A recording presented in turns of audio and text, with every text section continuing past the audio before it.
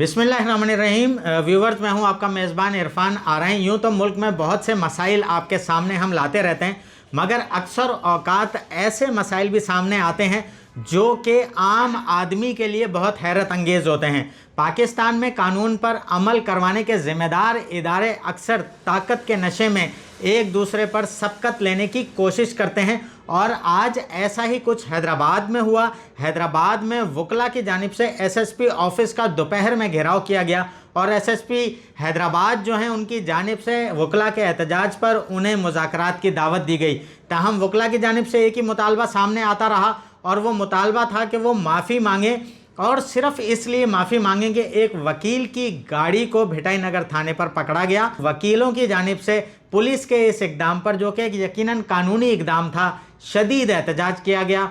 वकला जमा हुए और वह एसएसपी ऑफिस पहुंचे दोपहर के वक्त, और एहतजाज का सिलसिला रात गए तक जारी रहा, जिसमें वकील मुसलसल नारेबाजी करते रहे। इस दौरान सिंध हाई कोर्ट बार के सदर भी वहां आए। उनकी जानिब से भी कहा गया कि मामलात को हल किया जाता है, एहतजाज ख़त्म हो, मगर एहतजाज ख़त्म नहीं हुआ। वकील एहतजाजन बैठे रहे।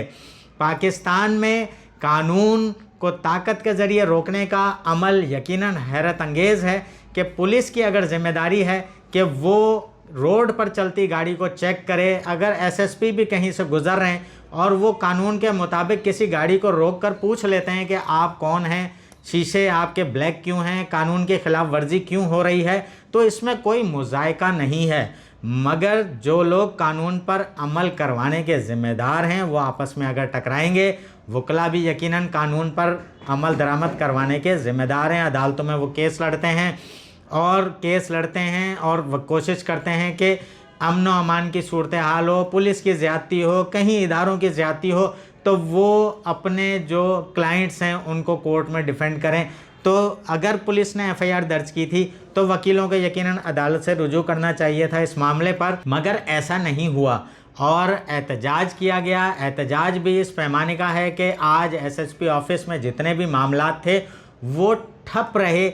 आवाम जो अपने मसले लेकर एसएसपी ऑफिस आते हैं वो आज दाखिल नहीं हो सके, उनके मसले हल नहीं हुए, क्योंकि एसएसपी अपने कमरे तक महदूद थे, वकला उनके दरवाजे पर बैठे थे। पुलिस के अफसरान और पुलिस एहलकार भी परेशान थे, और जो पुलिस के अमूर थे वो आज मुकम्मल ठप रहे।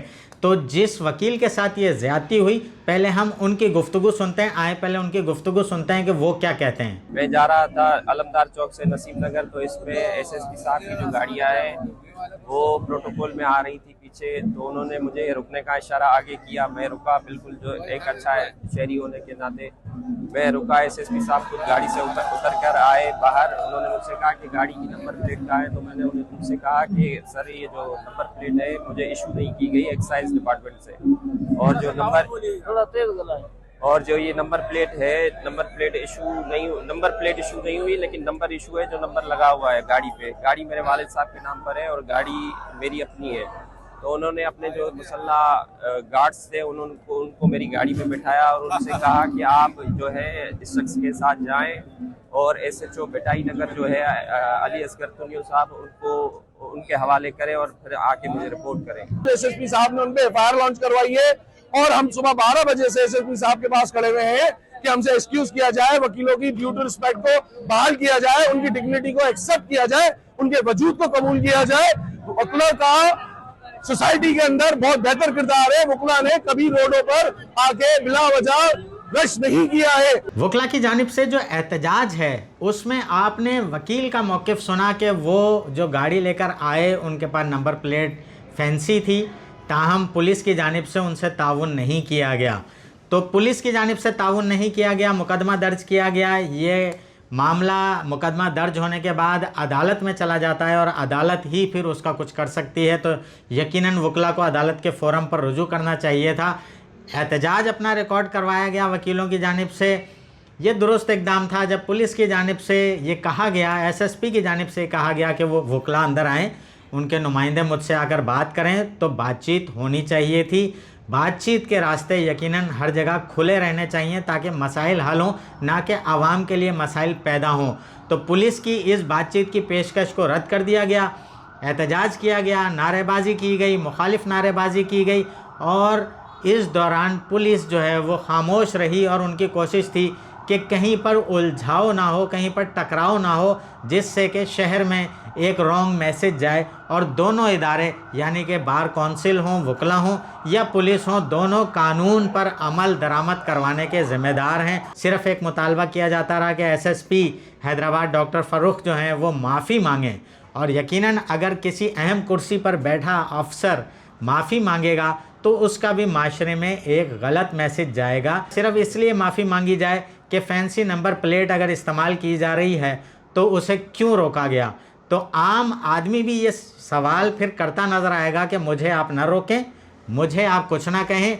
तो पुलिस और थाने जिनकी जिम्मेदारी है कानून पर अमल दरामद करवाना, यानी कि फ्रंट लाइन फोर्स हैं वो जो कानून पर अमल दरामद करवाने के ज़िम्मेदार हैं, उनकी पोजीशन क्या होगी। एक जानिब तो वकला ये मुतालबा कर रहे हैं कि जो भी वकील के ख़िलाफ़ एफआईआर दाखिल हो उसकी इजाज़त बार कौंसिल से ली जाए। तो वकला हजरात को यकीनन ये भी सोचना चाहिए कि पाकिस्तान के आइन में या अदालतों में होने वाले केसेस में या हमारे कहीं ऐसे लॉज हैं कि एफआईआर दाखिल होने से कबल किसी से इजाज़त ली जाए।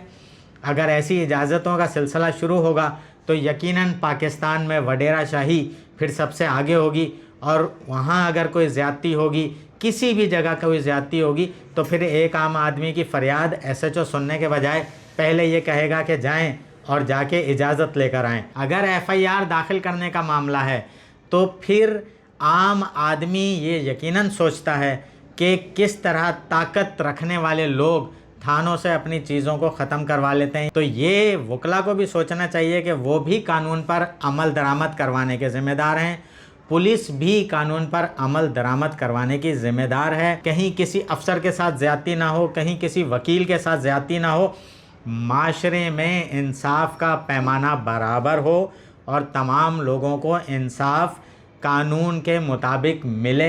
यही एक सेहतमंद माशरे की निशानी होती है। वो इदारे जो कानून पर अमल दरामद करवाने के ज़िम्मेदार हैं वो आपस में कानून के मुताबिक एक दूसरे से बात करें, न कि एहतजाज, रास्ता रोकना, एक दूसरे पर तनकीद करना, एक दूसरे के ख़िलाफ़ नारेबाजी करना, ये कहीं भी सेहतमंद जमहूरी माशरों की निशानी नहीं होती। और आवाम फिर इन्हीं चीज़ों को देखते हैं और आवाम फिर एक ही बात सोचते हैं कि वो कहाँ खड़े हैं और ताकतवर लोग कानून के ज़रिए किस तरीके से एक दूसरे पर हावी होते हैं। लाइक कीजिएगा, सब्सक्राइब कीजिएगा मेरे चैनल को ताकि आने वाली वीडियोज़ आपको मिलती रहें। अल्लाह हाफ़िज़।